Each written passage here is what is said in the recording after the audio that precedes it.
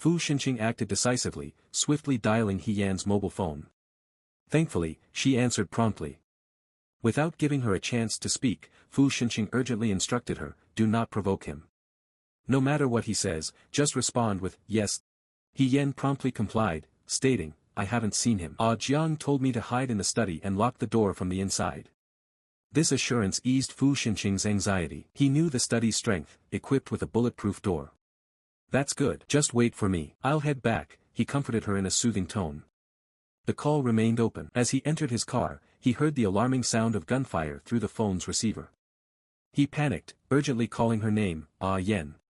He Yan's voice remained stable, though it carried a hint of tension. They're firing at the door with guns. It appears to be targeting the lock. Although the door was bulletproof, intentional destruction was not outside the realm of possibility.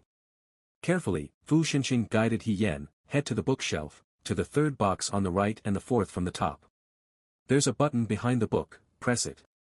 Then proceed to the one on the left, the top 3 books, and there's another button beneath, press that as well. Remember, the order matters. A door will open. He Yan didn't dare to waste time, managing to grope for the buttons with one hand while clutching her phone with the other. After following his instructions, the bookshelves made mechanical noises, separating to reveal a narrow metal door and an embedded safe. Fu Xinqing continued to guide He Yan over the phone. The code for the door is 0329. He Yan found herself impressed by the number's significance, connecting it to the Xinji festival. She pondered the safe's password, given that she had been unable to locate the USB flash drive in the study. It was now apparent that it was hidden here. The door code related to the day Shinjijie was released from prison, and the metal door referenced the day of his execution. He Yan wondered what the safe's code might be. Unable to hear her response, Fu Xinqing called out to her anxiously, Yan. He Yan proceeded to follow the instructions. Surprisingly, an elevator designed for 2 people was waiting. With only 2 buttons on the control panel, Fu Xinqing directed, press the button on the lower right side. When the elevator reaches the end, you can exit along the corridor. There won't be any cell signal, but don't worry, I'll pick you up. The elevator descended swiftly and silently, leaving He Yan without any cell signal. She continued to use her phone as a flashlight, navigating the dark and narrow corridor until she reached an unlocked wooden door. She cautiously listened for sounds outside, hearing nothing unusual. She carefully opened the door. Emerging from the door, she found herself in a cluttered storage room, filled with old and worn-out furniture, with a crowded wardrobe serving as the exit for the secret passage. The door had a hidden lock, and the key hung on the doorknob. He Yan unlocked the door and stepped outside. Once outside the building, He Yan looked around, realizing that Fu Xinqing's apartment was just 100 meters away. Fu Xinqing called out to her once more, He Yan, are you out? I'm out, He Yan responded, gasping for breath. She looked around and inquired of Fu Xinqing, where should I go now? Fu Xinqing's car hurriedly approached from the end of the street. He opened the door from the inside and whispered, get in the car. Without hesitation, He Yan took a seat in the car. Fu Xinqing reached out his right hand to hold hers, soothing her with a deep voice, you're safe now. He Yan diverted the conversation, asking, who built the secret passage? Fu Xinqing replied, the original Fu Xinqing. Does Jiang know about the existence of this secret passage? He Yan inquired. Fu Xinqing cast a brief glance at her and responded, this is a life-saving escape route that the former Fu Xinqing left for himself. I was the only one who knew about it after he passed away, but now, you and I both know. He Yan marveled at the foresight of the man. She couldn't help but exclaim, what a thoughtful individual. It's a good thing he passed away early. If he were alive, I wouldn't stand a chance. Becoming reflective, He Yan asked, what would you do if your grandfather had killed me just now? Fu Xinqing was taken aback by her question. After a pause, he replied, Yan, I have no emotional attachment to the Fu family. Killing my ancestors wouldn't matter to me. Initially, Fu Xinqing drove He Yan to a safe location nearby, just 2 blocks away. The car was parked on the street. Fu Xinqing remained inside and handed He Yan a set of keys, advising her, stay here for now, don't venture outside, I'll come pick you up when I'm done. But as she walked away, Fu Xinqing called out to her once more. She turned to face him, finding him looking at her intensely, with a hint of pleading in his eyes. He said, do not harm the child. He Yan was deeply moved by his words. She had just narrowly escaped death and was understandably shaken. If the child were exiled, the blame would fall squarely on Master Fu. However, Fu Xinqing's plea was unexpected, stirring complex emotions within her. She pressed her lips together and retorted coldly, Fu Xinqing, are you unwell? Why are you saying such unusual things? Fu Xinqing merely smiled and said nothing further. Upon learning that Master Fu hadn't discovered anyone in the study upstairs, he vented his frustration by pounding the floor heavily with his crutches. Angrily, he exclaimed, search for her. I refuse to believe she can hide anywhere. Master Fu turned to face Ah Jiang, who was already battered and bruised. He sneered coldly, saying, Ah Jiang, I'm delighted to see your unwavering loyalty to the boss. I haven't raised you for 20 years in vain, but you should understand that woman is a disaster, she'll ruin your boss. Loyalty means not letting the master make a mistake and knowing what's genuinely in his best interest. Before his words could fully sink in, Fu Xinqing chimed in with a smile, Grandfather, please tell me what's truly in my best interest. Master Fu was reluctant to have Fu Xinqing return so soon, knowing that their mission today had been an utter failure. Fu Xinqing, grinning, asked, are you suggesting that it's truly in my best interest for my wife and son to be killed, Grandfather? Master Fu retorted furiously. Fu Xinqing chuckled despite the tense atmosphere, advancing slowly toward Master Fu. He was extraordinarily composed, catching everyone off guard. However, when he swiftly drew his weapon, shock rippled through the room. The assassin who accompanied Master Fu was the quickest to respond, but Ah Jiang had been keeping a watchful eye. He moved in swiftly before the man could draw his gun. In a split second, Fu Xinqing had his weapon pointed at the elderly man's forehead. Although the others weren't far behind in reacting, they had already lost their opportunity. The following second, several individuals wearing glasses rushed into the house, brandishing firearms. Glasses cried out, brother, in recognition. At a glance, he noticed the assassin pinned to the ground by Ah Jiang as he struggled. Glasses assessed the situation and turned to Fu Xinqing, inquiring, Brother Xing, how should we handle him? Can we eliminate him? Fu Xinqing, smirking, directed his question back at Master Fu, saying, Grandfather, what's your opinion? Master Fu was livid, his beard trembling as he angrily exclaimed, you abominable creature.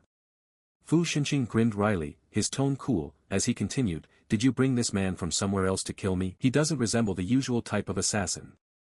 With a cruel smile and without turning back, he casually ordered Glasses, dispose of him and save Grandfather some money. As the command was executed, a gunshot rang out, and the assassin had no chance to resist. Fu Sui, who was beside him, was terrified. Fu Xinqing simply smiled as he said, Grandfather, I've said that you've worked hard all your life, and I'll ensure you have a peaceful end. If you're looking to harm someone dear to me, I can only retaliate in kind. Surprisingly, Glasses approached Fu Sui and carried him to the table in front of Fu Xinqing. Seeing this, Master Fu seethed and shouted, Beast, he's your brother. Fu Sui was similarly bewildered. Slowly, he raised his head and gazed at Fu Xinqing with a dazed expression, tears welling up in his eyes as he referred to him as brother. Fu Xinqing didn't respond to him, maintaining a cold, unyielding demeanor. Master Fu struggled to stand, his body trembling with his cane in hand. That's it, I raised a tiger in my own home. I can't blame anyone but myself. I will not set foot in Nanzhao again in my lifetime. Fu Xinqing, you're ruthless and unyielding. Sooner or later, you'll betray your own kin, and you'll meet a grim end. With that, Master Fu turned and walked away without another glance. Fu Xinqing glanced at Glasses, raised his hand, and gestured for Glasses to remove the gun. Fu Sui was stunned, realizing that Fu Xinqing hadn't truly wanted to harm him. He was relieved and promptly got to his feet. With a faint smile, Fu Xinqing stated, I have no intention of dealing with you today. Thank you for your call. Go back and observe what your old man does because if this occurs again, I will hold no qualms about dealing with even my own brother. What the old man said is true, I am a wolf, capable of biting even those who show kindness. Fu Sui didn't dare to say another word, and he lowered his head. While Fu Xinqing was in the bathroom, He Yan had a hushed conversation with Xiao Wu over the phone. She asked, help me find out one thing. When did Fu Xinqing return from his recovery in Western countries? Xiao Wu replied promptly, 2 years ago. He Yan pressed, I need the exact date. Xiao Wu inquired, what do you need this information for?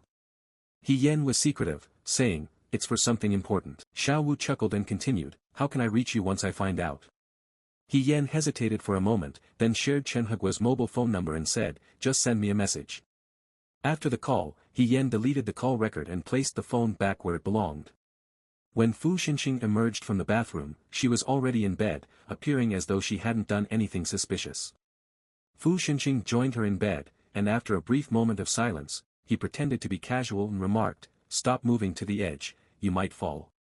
He Yan simply buried her head in the pillow and responded lazily, "You talk too much, go to sleep." With that curt reply, she managed to ease his troubled mind. He relented and said, "All right, I'll go to sleep." Around midnight, He Yan, who had been sleeping peacefully, began to stir, as if experiencing a nightmare. She tossed and turned and emitted uneasy groans. Quickly, Fu Xinqing leaned over to check on her and softly called her name, "Yan, He Yan." She awoke from the nightmare, her forehead covered in sweat. Falling into his embrace, she trembled. Fu Xinqing was momentarily stunned, but he lifted his arm to embrace her, patting her back and offering comfort. They stayed in the hotel for several days before returning to their apartment. When Jiang noticed He Yan's attention fixed on the floor tiles, he explained, "I accidentally damaged a few of them, and Mr. Fu found them unsightly, so he had them replaced."